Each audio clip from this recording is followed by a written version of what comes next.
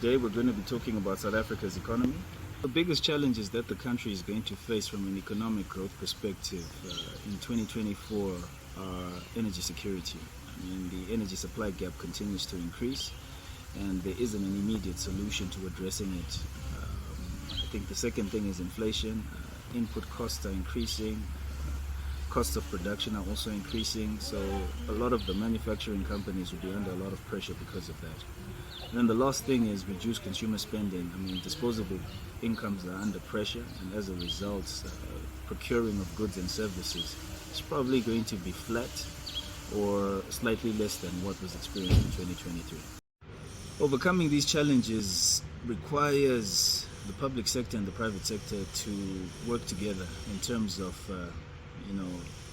coming up with sustainable solutions for the future.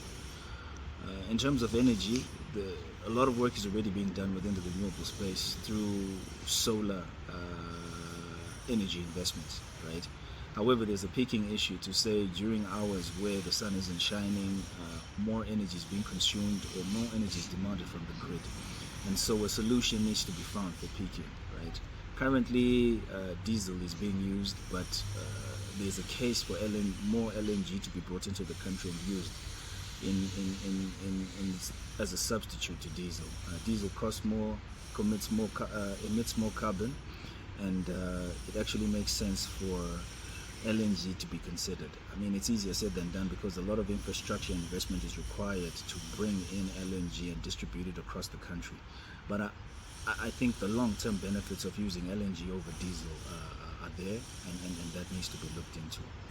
And then one of the ways to combat inflation, I'm not so sure whether there's the capacity to store more or import and store more, but it's buying fuel or petroleum products when they're at their lowest prices, because the prices continue to fluctuate.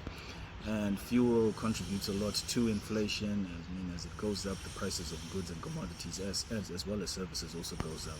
So if there's a way of importing and storing petroleum products when the price is at its lowest, I think that could benefit the nation in a big way.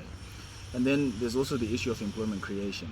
Employment creation through infrastructure development projects or infrastructure rehabilitation projects is one of the things that could be looked into. I mean, KZN is still reeling from the floods, so there's the issue of rehabilitation of road and port infrastructure, as well as water and energy infrastructure. This could create some employment and help reduce the unemployment rate for the country and contribute to the country progressing its economy over the short to about medium term. Some of the issues that South Africa needs to pay attention to from an economic growth perspective is trade. Trade is contributing a lot to economic growth, foreign exchange earnings, and the country at present remains a net exporter of goods to the rest of the world.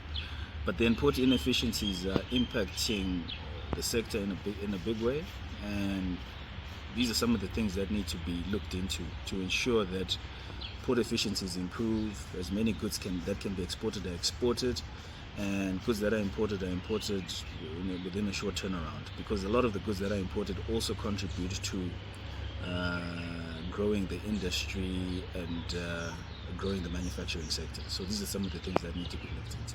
Another thing that needs to be looked into is the automotive sector, because lower priced imports are coming into the country and increasing market share. So now what we need to look into is to say, for local assemblers or domestic assemblers, what vehicle mix can they bring to the fore to ensure that they don't continue to lose market share.